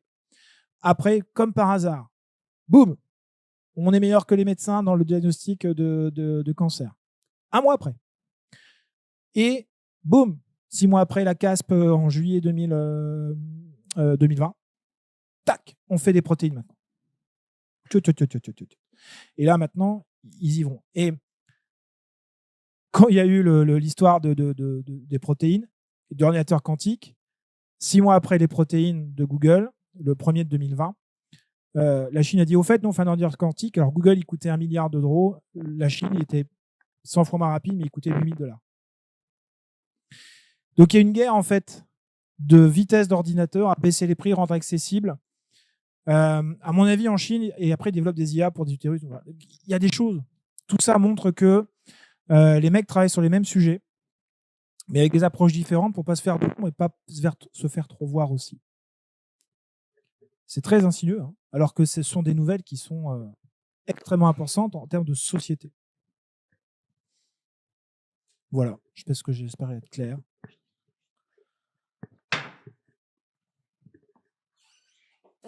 Moi, j'aurais une question. Est-ce qu'il y a des études chiffrées sur la vie des patients concernant d'une part la relation humaine avec son médecin, mais aussi la confiance qu'il pourrait avoir par rapport à l'intelligence? Ça, c'est l'étude justement que j'ai montrée tout au début. Par rapport à l'empathie, la confiance. Ah bah ça va avec. Alors là, non, ça j'ai pas en tête. Ça doit sûrement exister. Ah, dans tous les cas, j'en ai dit des choses.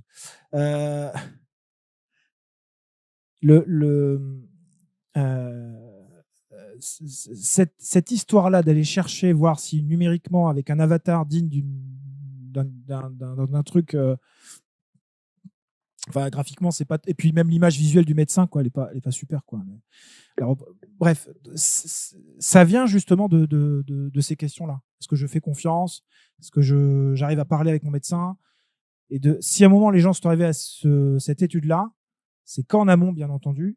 Aujourd'hui, on sait que des patients ne se livrent pas à 100% à certains médecins pour des sujets des fois qui sont trop personnels ou très compliqués. Et que face à une machine, je me sens plus à l'aise. En termes de confiance, ça malheureusement, j'ai pas. Tout ce que je peux dire, c'est que généralement, dans la population, il y a pas les technophobes, mais ceux qui ont peur des nouvelles technologies et qui sont souvent très réfractaires de base. Et ça, il y en a toujours. Alors après, des détails chiffrés, j'en vois pas trop, non. Mais il y aura des gens qui seront bien sûr contre ça et qui voudront pas, qui auront peur de ça. C'est évident. Des patients, des médecins, des professionnels de santé. Moi, j'en connais. Des professionnels de santé qui disent jamais, je n'aurai jamais ça dans mon cabinet. Jamais je ne ferai une conférence via Doctolib. Jamais. Mais après, il y a le fait de toujours avoir la dernière décision faite par le médecin et d'avoir plus l'intelligence artificielle comme une donnée qu'on utilise ou qu'on n'utilise pas. C'est le débat aujourd'hui. Pour avoir discuté avec quelqu'un à l'HAS, je ne sais pas si vous connaissez l'HAS, qui est ce qu'on appelle Haute Autorité de Santé, qui classifie en fait les protocoles avec les plateformes concrètes. Bon, bref. Et c'est une personne, hein, c'est pas l'HAS, hein, qu'on soit bien clair. Si jamais un outil me montre une meilleure performance en termes de bénéfices-risques et coûts médico-économiques, alors oui, je me passerai du médecin. Si à un moment, on me prouve que cet outil-là est meilleur que n'importe quelle pratique aujourd'hui, et ça c'est le cas de la santé, ce qui fait que c'est un monde en constante innovation parce qu'on sait qu'à un moment, quelqu'un va sortir quelque chose de meilleur. Et qu'aujourd'hui, si dans un parcours patient, on estime qu'il faut automatiser une partie, et qu'à un moment, on dit au médecin c'est vert ou c'est rouge, et c'est pas toi qui dis si c'est vert ou rouge. Vert, tout va bien, rouge, il est malade. C'est déjà le cas un peu. Hein. Aujourd'hui, on fait des tests diagnostiques qui sont validés par des dosages de PSA ou dosages de biopsie. Le médecin utilise ces données-là, mais à un moment, c'est pas lui qui décide si ces données sont fausses ou pas. Mais là, encore une fois, l'IA, si elle montre vraiment qu'elle a une efficacité au-dessus et un gain surtout médico-économique, il risque d'avoir le médecin de bypasser plusieurs choses, qu'à la fin, il soit en suivi plutôt du patient et pas dans la décision thérapeutique. Oui, il y a une question là-bas. Je peux donner le... Merci Marine. Bonjour, je suis désolée, je n'ai pas suivi le topo, je suis arrivée en retard, mais j'ai quand même une question. La place de l'examen clinique dans l'intelligence artificielle, c'est où?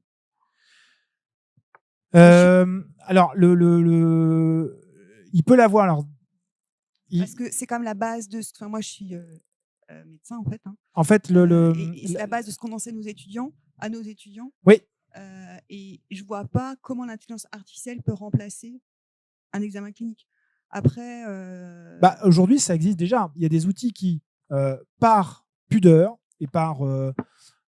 Attention, je ne sais pas que je suis pour. Hein. Je ne suis pas polémiste, mais il y a des outils aujourd'hui, des gens qui se positionnent sur des algorithmes qui remplacent l'anamnèse. L'examen clinique. Je ne parle pas de l'anamnèse. L'anamnèse, c'est factuel, c'est très facile. Ouais. L'examen clinique est palper un ganglion, palper une artère, voir s'il y a des œdèmes. Ah oui, bah oui. Et ça, l'intelligence artificielle ne peut pas le faire. Si après on l'associe à des robots, à des mesures, à des outils, d'IRM, etc. Non, mais l'IRM, ça ne remplace pas. Après, il y a une question de. Il y a aussi une question de coût de la médecine. Moi, je me bats avec mes étudiants régulièrement parce que pour eux, c'est scanner, IRM, sans examiner le patient. Ouais. On dépense des fortunes avec ça parce qu'on fait n'importe quoi. Oui, je suis d'accord. Et du coup, comment l'intelligence artificielle, elle voit pas comment elle peut pallier un examen clinique qui permet d'orienter. Encore une fois, oui. Alors là, l'IA y arrivera quand elle arrivera à récolter des données de palpation. Ça, c'est impossible. Le malade, il peut pas se palper lui-même. Soit on met des machines qui palpent. Ah ouais. Non mais, non mais voyez, je suis d'accord avec vous. Hein, attention, qu'on soit bien clair. Tout à l'heure avant, de la tension artérielle, ça sert à rien. Si, ça sert. Quand les médecins généralistes voient un patient, il peut détecter une hypertension qui n'est pas symptomatique, pas connue, qui doit être. Je suis entièrement d'accord. Et il y a plein d'exemples comme ça. Donc, oui.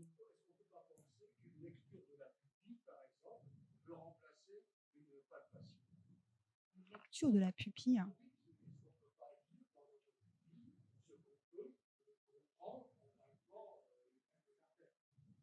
Ah là, je vois pas, en fait. En fait, alors, encore une fois, et c'est exactement ce que j'entends par beaucoup de médecins, et je suis entièrement d'accord. Quand je vous ai dit tout à l'heure qu'il y a des médecins qui pensent qu'à un moment, l'auscultation de tension lors d'une visioconférence, par exemple, ne sert à rien. Des médecins généralistes, moi je suis qu'observateur, hein, je vous le dis encore une fois, je prends une position d'observateur, se disent non, c'est pas possible, d'autres qui disent oui. Encore que la tension artérielle, c'est un mauvais exemple, parce que la tension artérielle, elle peut être prise facilement par le patient. Et de manière automatisée. Tout à fait. Et on peut avoir l'info. Du coup, mais encore une fois, c'est aujourd'hui, si je vous dis qu'on peut détecter Parkinson avec le timbre de voix, ce que j'ai parlé tout à l'heure, aujourd'hui, il y a beaucoup de choses qui sont black box. Pour peu que palpation, par exemple, d'un problème de, je sais pas, foie, par exemple, imaginons que on fait une association avec la pupille, avec un problème de foie. Black box, ça veut dire que, attention, on découvre quelque chose. Ça veut dire qu'à un moment, et c'est comme ça qu'ils travaillent, il faut bien être conscient, hein, c'est qu'à un moment, qu'est-ce qu'on peut mesurer via l'image, via des fois de croisements de données biologiques, via des fois même des choses qui sont enregistrées à droite à gauche dans les dossiers médicaux, qui va servir à confirmer un diagnostic. Aujourd'hui, on a des pratiques diagnostiques. Il faut être conscient que l'IA va peut-être trouver d'autres pratiques diagnostiques. Ça, c'est sûrement probable. Ça, je le pense. Et que, oui, aujourd'hui, on est formé à vérifier par palpation la présence de choses. Peut-être qu'on va trouver d'autres manières. Peut-être pas. Hein. Vous me disiez comment on pourrait remplacer. Oui, excusez-moi, mais le patient, il ne vient pas en disant j'ai un problème de foie. Il vient en disant j'ai mal au ventre. Qu'est-ce que j'ai en fait? Mal au ventre, après, peut-être qu'en fonction de son rythme de données, je ne sais pas. On peut imaginer qu'à un moment, on mesure numériquement quelque chose et l'associer à un problème. Ça, je dirais c'est comme ça, parce que la question que vous m'avez posée, c'est comment les IA, est-ce qu'elles vont faire ou pas, ça j'en sais rien.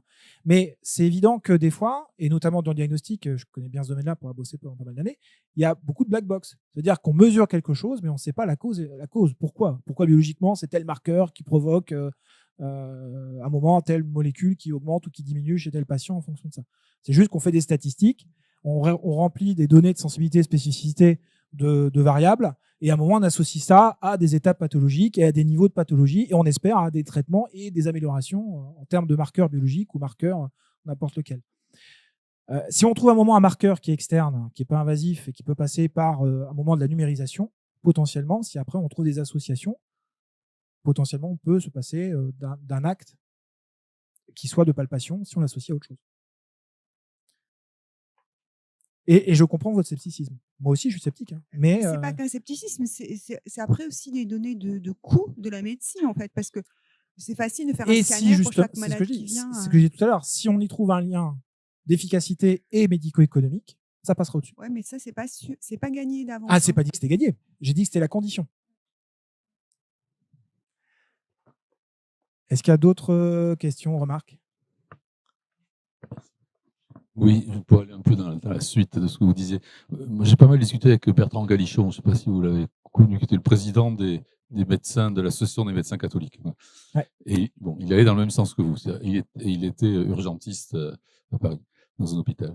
Et alors, ce qu'il disait, c'est que la formation des jeunes médecins, donc lui recevait chaque année pas mal d'internes aux urgences, il disait c'est absolument affolant.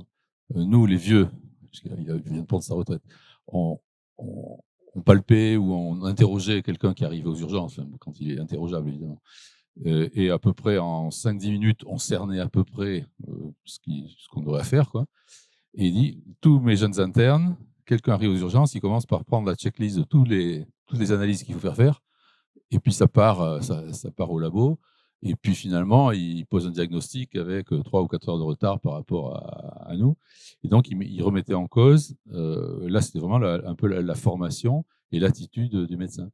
Et alors, donc, je sais pas, l'équilibre est certainement entre tout ça, quoi. En tout cas, moi, ce que je constate simplement, c'est que quand j'ai mené un groupe de travail sur la e-santé, dans le groupe de travail, il n'y avait personne qui avait eu des palpations chez son médecin généraliste depuis fort longtemps. Voilà. Donc, à chaque fois qu'on avait un problème, ça se terminait toujours par, évidemment, IRM, scanner, etc., etc. Et on avait l'impression qu'effectivement, on était dans une déformation du rôle un peu humain, et puis aussi intuitif, et puis savoir-faire, etc., du médecin, et qu'on abusait un peu de la techno. Donc, que l'IA puisse améliorer la techno, certainement, mais peut-être qu'il y a aussi une dérive qui est en train de s'opérer dans la pratique de la médecine, dans le rapport. Et tout bêtement, le médecin qui est toujours en train de regarder son écran et de regarder... enfin, bon, c'est...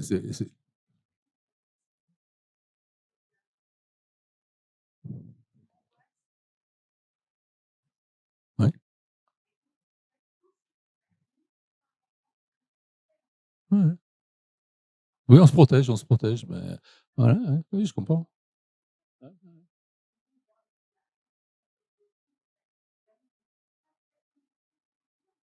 Exactement. C'est bien ce qu'il disait. Dans tous les cas, c'est ce que je vous ai montré à la fin, cette image-là. Et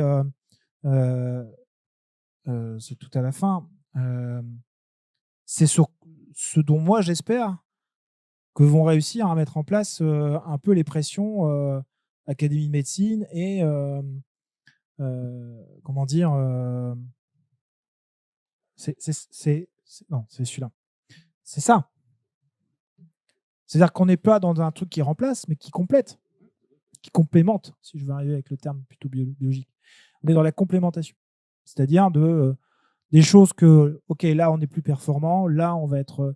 là, le médecin a toute sa place, là, par contre, on va aider. Et donc, on va être sur un outil plutôt qu'un quelque chose qui va venir remplacer. C'est ça, quand même, aujourd'hui, qui est le message que je dis par ça. C'est que toutes ces technos-là ont créé, et ça, je le ressens, je pense que vous le ressentez peut-être avec un aspect très anxiogène par rapport aux médecins, qui se posent des questions sur le fonctionnement aujourd'hui, la formation, etc. Et que quand les technos arrivent et quand Google a lancé comme ça, a dit OK, ça y est, on est meilleur qu'un radiologue, le tollé que ça a fait par les médecins à droite à gauche. Et que c'est 2 ans après, là, on est presque à 3 ans après, qu'on commence à se dire, enfin à réfléchir et à se dire oui, mais moi ça, mais moi je comprends pas ça, etc. Et légitimement, c'est la question de est-ce qu'on va vers ce que je dis dès le début, c'est l'image que je vous ai montrée dès le début, est-ce qu'on va aller vers quelque chose qui va tirer la technologie et le médecin va perdre de plus en plus sa place dans la décision thérapeutique, ou à un moment, c'est que le médecin est toujours au centre de la décision thérapeutique. Et c'est ça les enjeux aujourd'hui. Et je ne suis pas là pour dire que les IA sont meilleurs, c'est pour faire comprendre cet enjeu-là éthique qui est hyper important. Moi, je travaille avec des sociétés en télémédecine, je leur dis, si vous ne répondez pas à ça, vous êtes à côté. Et vous serez en résistance par rapport à ça. Et ma conviction est que il faut garder de l'humain là-dedans. C'est évident. Mais si je peux me permettre, dans le groupe de travail où on est, il y a un des médecins, un autre urgentiste, qui, constatant qu'il y a toujours de l'encombrement forcément aux urgences, ils ont mis au point, ça fait 20 ans que ça fonctionne, un système d'IA que vous êtes en urgence et le 15 ne répond pas, par exemple. Vous pouvez faire un numéro, donc il y a un numéro à faire sur Internet, et vous avez une IA en face qui vous pose un certain nombre de questions. Et donc là, actuellement, ils en sont à 200 ou 300 000 appels par an. Et il y a relativement peu d'erreurs. En gros, l'enjeu, c'est de dire oui, vous êtes dans une situation dramatique, là, il faut absolument, c'est hôpital dans les 2 minutes, ou bien, écoutez, bon, vous êtes angoissé, etc., mais il faut se soigner, il y a quelque chose à faire, mais allez voir d'abord le médecin généraliste. Et là, ça, c'est quelque chose qui est commercialisé aujourd'hui, quoi. Et alors, la conclusion de ce médecin-là, c'est de dire qu'effectivement, on assiste peu à peu à une transformation du rôle du médecin. Il dit, le médecin va être entouré d'un peu plus d'outils à l'avenir qui vont prendre en charge un certain nombre de tests, de questions, etc. Et le rôle, il sera vraiment d'accompagner la personne à aller plus loin et à traiter à la fois le contexte humain et le contexte technique, quoi. Mais qu'il y a un tas de choses qui vont probablement être déléguées aux machines, à l'IA, tout ce qu'on voudra. Ouais. Et, on est dans tous les cas principe de. Enfin, moi, je reste toujours sur la collaboration. Hein. Mais l'anxiogénité, là, l'aspect anxiogène de tout ça, dit mais oui, mais non. Il y en a qui ne trouvent pas leur place dedans. Oui, je partage un peu la peur des précédentes interventions. Je pense que tout c'était peut-être dans la formation des nouveaux médecins, vraiment leur faire comprendre que l'IA, toutes ces machines-là ne viennent pas pour remplacer le travail qu'ils sont censés faire, mais vraiment pour compléter leur travail. La dame a parlé de palper. Moi, j'ai toujours eu peur de ce cas que j'ai connu, la femme d'un ambassadeur au Canada qui arrive aux urgences parce qu'elle a mal à la jambe. Le jeune médecin interne qui est sur place la prend et l'envoie directement en machine pour l'examiner. Et il est que la machine, il parle pas, rien du tout. Et lorsqu'il lit la machine, il y a comme la solution qui qui glisse et amputer la jambe de la dame. Finalement, la dame est finie avec une jambe amputée. Pourtant, la maladie n'était pas encore assez développée pour imposer une amputation. Donc, je pense qu'il y a un véritable travail au niveau de la formation des futurs médecins, leur faire comprendre que l'IA est vraiment là plus pour les accompagner, pour compléter un travail qu'ils sont censés faire. Mais sinon, je pense que je reste tout de même confiant en l'IA parce que l'IA peut résoudre de nombreux problèmes que nous connaissons notamment en France. Je pense aux campagnes qui se retrouvent très souvent sans médecin. Parfois, il faut parcourir 100 km, 120 km pour trouver un spécialiste.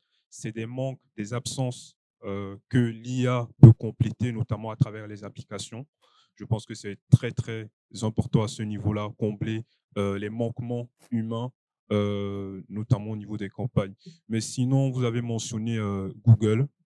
Et lorsque vous avez parlé de Google, là, le point focus qui est arrivé directement dans ma tête, c'est la protection de nos données.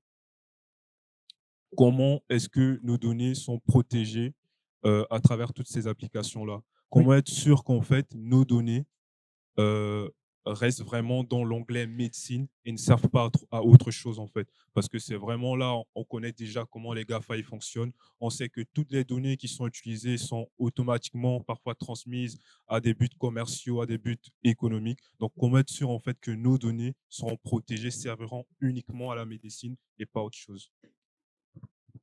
Alors, ça, c'est des enjeux de données qui sont bien sûr en France très contrôlés. Bien entendu, ce qui se passe aux États-Unis reste aux États-Unis. Vous savez très bien que Microsoft s'est fait un petit peu taper dessus et Google aussi parce qu'ils récupéraient des données, qu'ils les stockaient et qu'après ils en faisaient quelque chose. Imaginez que vous recevez un mail personnalisé pour un traitement d'un problème respiratoire ou cardiaque par mail.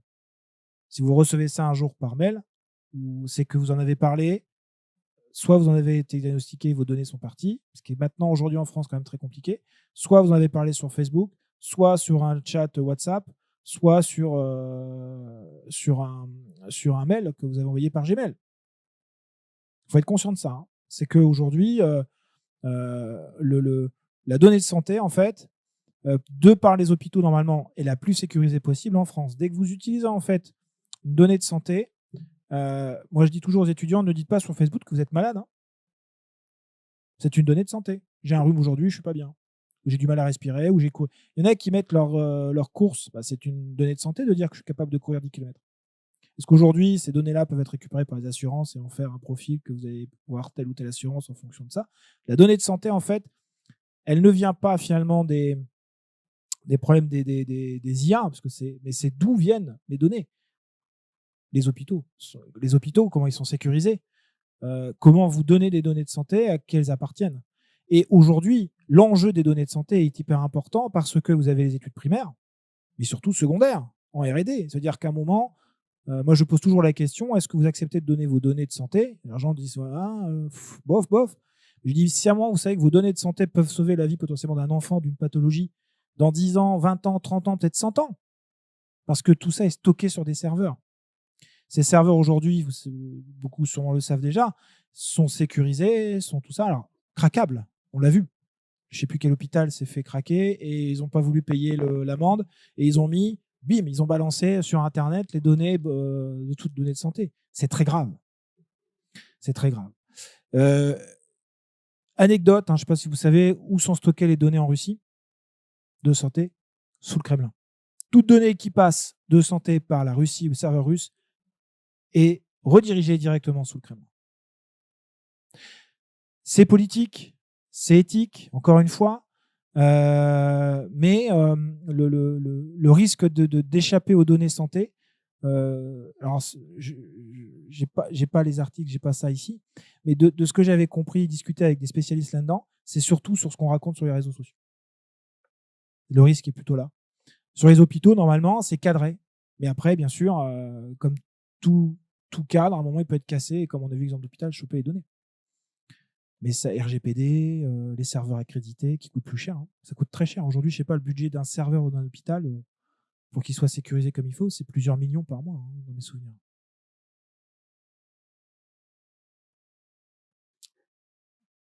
Toujours. La sécurité, aujourd'hui, la sécurité des données, dès que je parle à un moment de santé et données, c'est quelque chose qui est aussi anxiogène de dire, mais après, quel est le risque de perdre ces données-là? Oui, c'est les assurances, c'est les banques. Ou de recevoir un mail pour j'ai reçu une pathologie.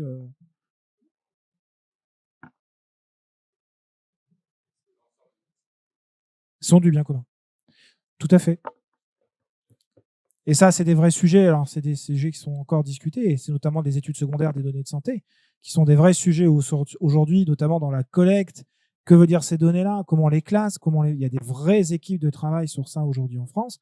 Vous doutez bien que les IA sont dedans aussi pour un moment sortir des profils, des personas, et même des collectes de données, et des IA qui essaient de... C'est des IA qui utilisent les données pour comment on peut utiliser les données. Et comment d'autres IA peuvent travailler. On en est là aujourd'hui sur ce truc-là. Mais là, c'est très complexe. Et aujourd'hui, les champions là-dedans, c'est Sanofi. Parce qu'après, ils revendent des données, ils en récupèrent, ils font des trucs de R&D.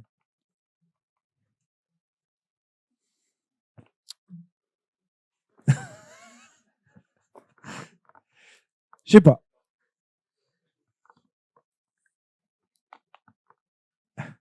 Est-ce qu'il y a d'autres questions, remarques? N'hésitez pas. Voilà. En tout cas, merci de m'avoir écouté. J'espère vous avoir fait réfléchir. En tout cas, moi, oui. Merci.